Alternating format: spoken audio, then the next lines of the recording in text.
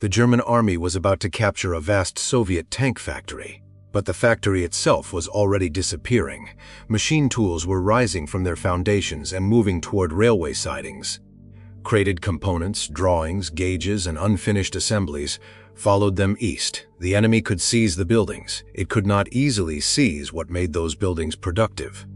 This distinction struck directly at Germany's plan for a short eastern campaign. German forces had destroyed armies and occupied enormous industrial regions. Yet Soviet tanks would continue emerging from workshops beyond their operational reach. How could an industrial complex be dismantled under invasion, transported across a continent, and made productive again? The answer began with an object less dramatic than any tank: a railway flat car. Factory number 183 stood in Kharkov, a major center of Soviet tank production. Its workshops helped manufacture the T-34, then still a difficult and imperfect machine. Production suffered from shortages, inconsistent components, and intense pressure from Moscow. The factory was not an effortless industrial miracle. It was a strained organization already struggling to expand output. Then the German invasion turned strain into emergency. As German formations advanced through Ukraine, Soviet authorities faced a brutal calculation. A factory left in place might soon equip nobody. A factory demolished in haste would deny machinery to Germany, but also destroy Soviet productive capacity. Evacuation offered a third possibility: move the machines, skilled workers, technical records, and critical components beyond the advancing front, then rebuild production around them. On September 12, 1941, the State Defense Committee ordered Factory 183 evacuated. Equipment from Kharkov was assigned to an immense railway car plant at Nizhny Tagil. The destination lay far east, beyond the immediate reach of German ground forces. That decision did not move a factory by itself. Every machine first had to stop doing the work Moscow desperately needed. Crews disconnected power, marked components, drained fluids, and released heavy equipment from concrete foundations. Cranes and improvised lifting teams shifted machinery toward waiting rail cars. Workers packed gauges and specialized tools whose absence could immobilize an entire production stage. Technical drawings mattered as much as steel. Without tolerances, sequences, and experienced hands, transported machinery could become an expensive collection of dead weight. The evacuation therefore moved relationships, not merely objects. A lathe had to arrive with its tooling. A production line needed engineers who understood its weaknesses. Workers needed transport, food, shelter, and some way to survive the approaching winter. All of this competed for railway capacity with troops, ammunition, refugees, and other factories. The Soviet rail network became the bloodstream of an economy retreating from invasion. Its task was nearly contradictory. It had to supply armies moving west while carrying industries moving east. Factory trains departed before every problem could be solved. Some carried machinery in carefully identified loads. Others reflected the confusion of a state losing territory at terrifying speed. Families traveled beside industrial equipment or followed through an evacuation system under extreme pressure. At the destination, readiness was often an illusion. Nizhny Tagil possessed a major industrial site, but receiving several evacuated enterprises created congestion and disorder. Machinery arrived faster than finished workshops could absorb it. Some equipment had to be unloaded before proper floors, walls, or services were complete. Workers confronted cold, overcrowding, inadequate housing, and exhausting shifts. Many were women, teenagers, or specialists protected from military conscription because their skills were indispensable. The human cost sat inside every production statistic. This was not simply abundance defeating scarcity. The Soviet Union had lost resources, generating capacity, transport, workers, and established supply relationships. Evacuation preserved selected fragments while sacrificing or abandoning others. The achievement lay in turning those fragments into a functioning network again. Factory 183 did not survive because every building traveled east. It survived because the irreplaceable parts of production were identified, loaded, and connected to a new industrial host. The Germans were advancing toward Kharkov's workshops. The decisive movement, however, ran in the opposite direction, and once those flat cars crossed the Urals, capturing territory no longer guaranteed the destruction of Soviet tank production. The journey east did not preserve Factory 183 intact. It broke the factory into thousands of dependencies. A machine might arrive without its electrical equipment. A specialist might reach Nizhny Tagil weeks after the tools only he understood. Components formerly supplied by nearby Ukrainian plants now had to cross enormous distances. The evacuation had saved productive potential. It had not yet restored production. That difference mattered because German forces were still advancing. Every week spent reconnecting machinery meant fewer tanks reaching Soviet formations. The receiving site was Urals Vagonzavod, originally built to manufacture railway freight cars. Its enormous workshops offered space, heavy machinery, rail connections, and an existing industrial workforce. But space alone could not manufacture a T-34. The plant had to absorb equipment and personnel from Kharkov and several other evacuated enterprises. Separate organizations arrived with different procedures. Managers, tools, and urgent demands. They now had to operate as one system. The mechanism began with triage. Managers identified which machines could unlock complete production stages. Electricians restored power before every workshop was finished. Construction crews erected walls while manufacturing equipment was being installed nearby. Railway tracks delivered machinery almost directly into the expanding industrial complex. Workers assembled temporary production arrangements rather than waiting for an ideal factory. That choice exchanged efficiency for time. It created bottlenecks, confusion, and punishing working conditions. But it allowed individual sections to begin operating while others were still being rebuilt. The first objective was not smooth mass production. It was movement. A casting had to reach machining. A machined component had to reach assembly. An assembled tank needed an engine, transmission, tracks, sights, ammunition racks, and electrical equipment if one essential component failed to arrive. The entire vehicle remained unfinished. This was why evacuation could never be reduced to counting transported factories. A factory was a network of synchronized flows at Nizhny Tagil. Those flows had to be reconstructed from disconnected pieces. Some missing capacity was supplied locally. Other components came from newly reassigned plants across the Soviet interior. Designs were simplified where possible to reduce labor, machining time, and dependence on scarce materials. These changes were not always elegant. They sometimes reduced finish quality or created new maintenance difficulties. Yet standardized simplification made production easier to distribute across a damaged economy. The T-34 itself changed under this pressure. Wartime production increasingly favored fewer components and less machining wherever performance could remain acceptable. Rough surfaces and crude finishing did not necessarily mean the tank's essential functions had been ignored. They revealed a different hierarchy. Time on a non-critical surface was time unavailable for another hull. A complicated part might perform beautifully but delay hundreds of vehicles. The industrial question was therefore not whether one tank could be perfected. It was whether damaged formations could receive replacements faster than the enemy expected. This was the regenerative system German planning had failed to measure accurately. The invasion captured regions containing a huge share of Soviet pre-war industry. It disrupted coal, steel, electricity, transport, and agriculture. Soviet industrial output initially suffered a severe collapse. Nothing about the transfer made those losses painless, but German strategy required more than inflicting damage. It required preventing recovery before the campaign became a prolonged war. The evacuated factories made that increasingly difficult.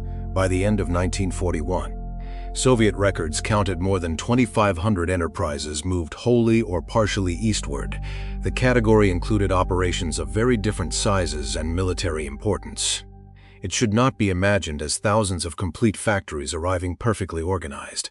Many transfers were partial. Some equipment was lost, damaged, or abandoned. Some enterprises took months to regain meaningful output. Others never fully recovered during the war. Factory 183 mattered because its machinery entered an industrial concentration capable of scaling production. Nizhny Tagil combined evacuated knowledge with an established plant, railway access, regional metallurgy, and centralized priority. The result became the Ural tank factory. Its emerging production system reached far beyond the workers assembling final vehicles. Mines supplied ore and coal. Steelworks produced armor and structural material. Engine factories and component plants supported the assembly lines. Railway authorities moved incoming parts and carried finished tanks west. Government agencies decided which shortages received priority. A local problem could therefore trigger decisions across the Soviet economy. This central control could be wasteful, coercive, and chaotic. It could also concentrate resources on a narrow set of urgent outputs. German soldiers entering Kharkov could inspect abandoned workshops and ruined infrastructure. What they could not see was the factory's new geography. Its machinery no longer occupied one vulnerable point. Its functions were being connected to an industrial network stretching across the interior. The railway flat car had not merely transported equipment, it had separated the productive core of a factory from the territory Germany captured. That separation transformed occupation into an incomplete victory. German planning had treated Soviet geography as both an opportunity and a weapon. The Western Soviet Union contained major cities, factories, mines, railways, and agricultural regions. Capture enough of them quickly, and the Soviet state would lose the material basis for resistance. The logic was not irrational. Industrial production depended upon fixed assets and interconnected suppliers. Coal could not simply appear beside a relocated furnace. Skilled workers could not be replaced by an order from Moscow. Railways had limited capacity, especially while armies and civilians competed for transport. The German mistake was not believing that territorial losses would hurt Soviet industry. They did. The mistake was assuming that destruction would become irreversible before Soviet production regenerated elsewhere. German intelligence had already underestimated the scale of Soviet military resources. As the campaign continued, formations reported more Soviet units and equipment than pre-war estimates had led them to expect. Industrial evacuation deepened the same miscalculation. Captured workshops proved that Germany had taken industrial territory. They did not prove that it had eliminated the industrial organization once housed there. The first tanks emerging at Nizhny Tagil offered only limited proof. A few vehicles could be assembled from components carried east before the evacuation that did not yet demonstrate sustainable production. The real test came when the relocated operation began completing repeated production cycles.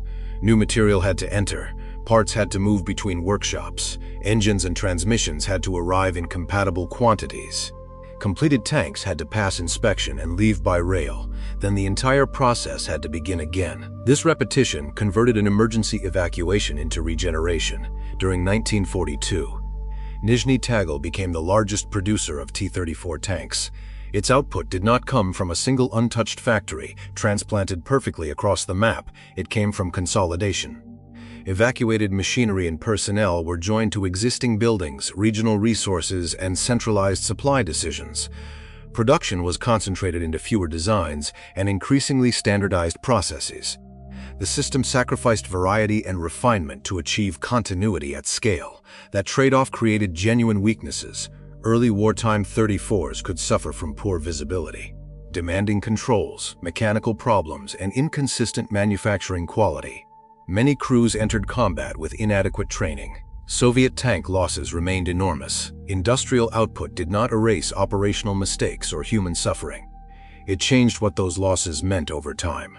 For Germany, a destroyed Soviet tank had to represent permanent erosion. For the Soviet system, destruction increasingly became a demand placed upon the replacement network. The crucial comparison was no longer a single German tank against a single Soviet tank. It was the time required for each military system to restore combat power after loss. Germany possessed advanced factories and highly skilled workers. It also produced multiple armored designs with complicated supply requirements. As the war continued, shortages, design changes, bombing, and competing priorities strained that structure. The Soviet system faced its own severe shortages and disruptions, but concentration around large production centers gave it a powerful regenerative mechanism. Nizhny Tagil could produce tanks far from German ground forces and beyond routine German bombing range. Railways then carried them back toward the front. This created an industrial loop Germany could damage in battle but could not easily reach at its source. The loop began with raw materials in the interior. It passed through steelmaking, component production, final assembly, inspection, and military acceptance. Finished vehicles moved west with replacement crews and supplies. Damaged formations received new equipment and returned to combat. Information about mechanical failures traveled back toward factories and design authorities. Production methods and components could then be revised. The loop was imperfect, frequently wasteful. and paid for through relentless labor, but it continued turning. German countermeasures operated mainly at the loop's western end. German forces destroyed tanks with anti-tank guns, artillery, mines, aircraft, and other tanks. They captured railway junctions and damaged transportation. They inflicted losses the Soviet army could scarcely afford. Yet destroying the delivered product was different from destroying the regenerative system. Every Soviet tank lost at the front imposed another burden on distant workers. It did not automatically close their assembly lines. The deeper Germany advanced, the longer its own supply routes became. Meanwhile, the most important relocated Soviet factories sat farther from German operational reach. Distance was creating opposite effects. For the invader, it consumed fuel, vehicles, spare parts, and time. For the evacuated factory, it became protection. This was the strategic reversal hidden inside those eastbound trains. The Soviet Union exchanged immediate industrial paralysis for the possibility of recovery. Germany gained territory without gaining the productive machinery it expected that territory to contain. By 1942, that missing machinery was no longer merely surviving, it was feeding a war of replacement. Germany had not planned to fight. The regenerative system became visible whenever Germany expected Soviet losses to produce exhaustion. A battlefield victory could destroy hundreds of vehicles and disorganize entire formations. But the strategic result depended upon what happened afterward. Could the damaged force receive replacements? Train crews, repair recoverable vehicles, and fight again? Factories such as Nizhny Tagil supplied one part of that answer. Repair organizations supplied another. A damaged tank was not automatically a permanent loss. Recovery crews dragged repairable vehicles from battlefields when conditions allowed. Workshops replaced tracks, engines, transmissions, weapons, and damaged components. Standardized designs made parts and experience transferable across a large fleet. A mechanic who understood one common model could remain useful across many units. This was the system beyond the assembly line. New production replaced destroyed equipment. Repair returned damaged equipment. Training supplied crews. Rail transport connected factories, depots, and fronts. No single element guaranteed victory. Together, they reduced the permanence of battlefield loss. Germany responded to Soviet armor with stronger anti-tank weapons and increasingly powerful armored vehicles. These countermeasures could be devastating in combat. They also imposed industrial consequences of their own. A more complex vehicle required additional engineering, specialized components, skilled labor, fuel, transport capacity, and maintenance. Its tactical value could not be separated from the system required to keep it operating. This did not make German engineering meaningless, nor did it make every Soviet simplification wise. The difference lay in priorities. Germany repeatedly sought qualitative answers to battlefield threats. The Soviet production system increasingly asked how quickly an acceptable answer could reach many formations. That contrast widened as the war consumed experienced crews, machinery, and transport on both sides. At Nizhny Tagil, designers and production managers continued reducing manufacturing demands. Parts were simplified. Welding and casting methods were adjusted. Operations requiring extensive machining were reconsidered. Changes that saved small amounts of labor became significant when repeated across thousands of vehicles.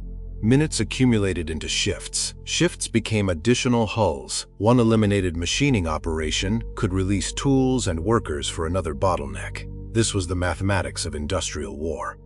The decisive number was often not total production alone. It was labor hours per usable vehicle, interruption time, or the delay caused by one missing component. A spectacular machine standing unfinished contributed nothing to a front demanding replacements. A less refined machine delivered on time could restore a unit's strength. The system therefore treated the tank as a flow of standardized decisions. Design, supply, labor, inspection, transportation, and repair all had to support repetition. When one stage slowed, managers shifted workers or demanded priority shipments. When scarce materials disappeared, designers sought substitutes or revised components. When battlefield reports exposed a serious weakness, the factory faced another calculation. Could the problem be corrected without stopping production? Every improvement threatened disruption. New components required new drawings, tooling, training, and supply arrangements. A technically superior change could reduce output during the transition. The pressure was constant. Improved too slowly, and crews faced avoidable danger. change too aggressively, and the replacement stream could collapse. The answer was usually incremental adaptation inside continued mass production. That balance helped explain why the evacuated factory mattered far beyond Kharkov. It became a place where design changes and industrial repetition operated together. The factory did not merely copy a frozen pre-war tank. It altered the vehicle while manufacturing it in vast numbers. By the time of the Great Armored Fighting around Kursk in 1943, Germany confronted a Soviet force rebuilt after catastrophic earlier losses. Factories alone did not create that recovery. American and British aid provided trucks, locomotives, railway equipment, metals, food, and other essential support. Soviet plants produced the core of the Red Army's armored fleet. Allied deliveries strengthened the wider transportation and logistical system sustaining it. Coalition credit matters because industrial regeneration crossed national boundaries. A Soviet tank factory could concentrate on tanks partly because other needs were increasingly supported from elsewhere. The human inputs were even less visible. Workers endured long shifts, severe discipline, crowded housing, cold, hunger, and separation from family members. Teenagers learned industrial tasks while adults disappeared into the armed forces. Women entered jobs once dominated by men.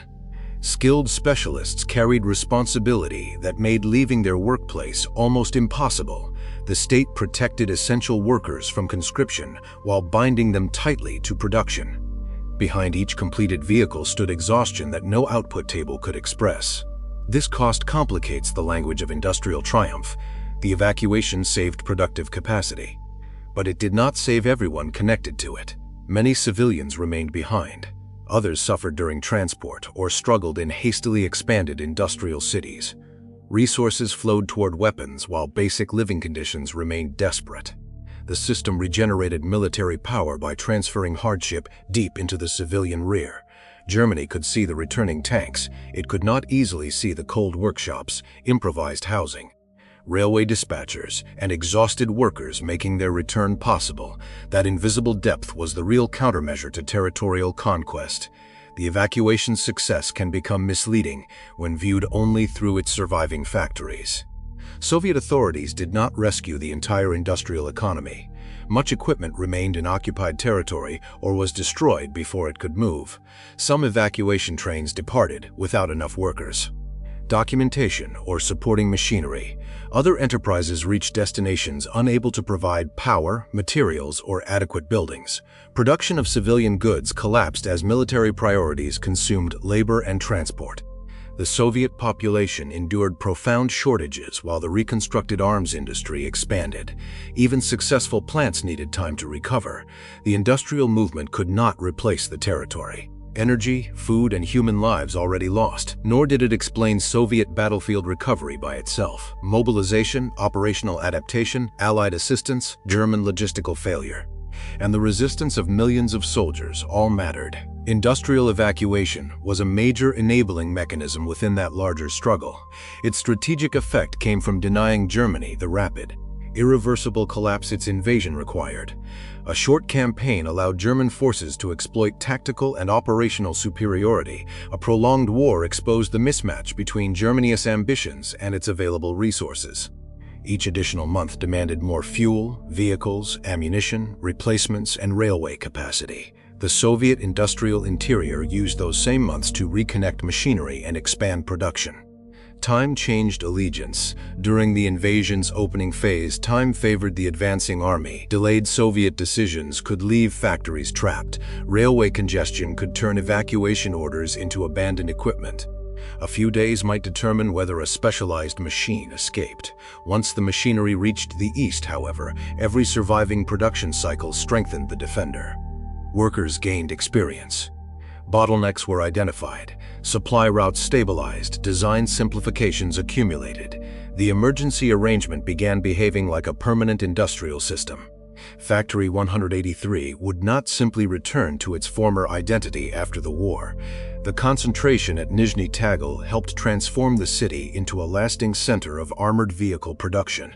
Evacuation had rearranged Soviet economic geography. Workshops created for survival became foundations for post-war industry. Workers and their families established lives in communities expanded by wartime movement. A temporary response to invasion became an enduring industrial migration. Kharkov's own industrial story continued under occupation, destruction, liberation, and reconstruction. But the productive organization transferred east had already acquired another life. This was one of evacuation's least visible consequences. A factory could survive while its original location suffered devastation. The institution became separable from the buildings that once defined it. That lesson extended beyond tanks. Aircraft plants, ammunition works, electrical factories, metallurgical equipment, and other enterprises traveled toward the Volga, Siberia, Central Asia, and the Urals. Not every movement followed the same pattern. Not every claim about the evacuation scale uses identical categories. Some counts include large plants only, others include partial transfers and smaller enterprises. The strongest conclusion does not depend upon selecting the most dramatic total.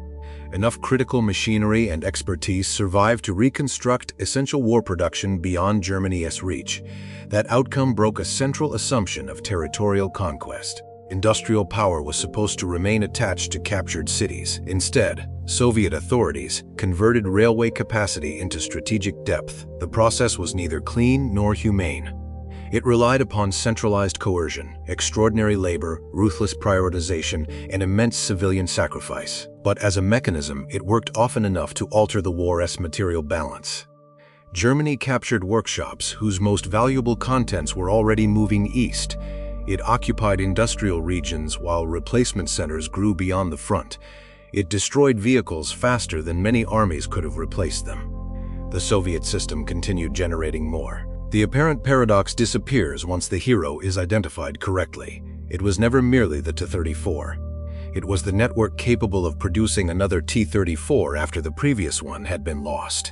That network included the machine tool operator, railway dispatcher, metallurgist, designer, inspector, repair crew, and exhausted assembly worker. It connected a dismantled factory to mines, steelworks, component plants, depots, and battlefield formations. The tank was its visible product.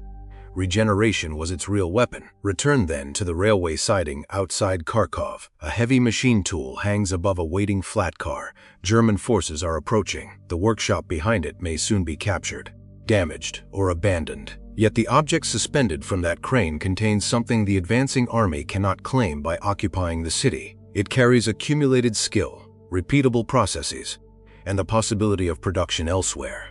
The flat car begins moving east. Months later, completed tanks travel west along the same continental network. Germany took Kharkov. But by separating the factory from its address, the Soviet evacuation prevented territorial victory from becoming industrial victory. If this documentary changed how you see wartime production, subscribe for more hidden systems behind history.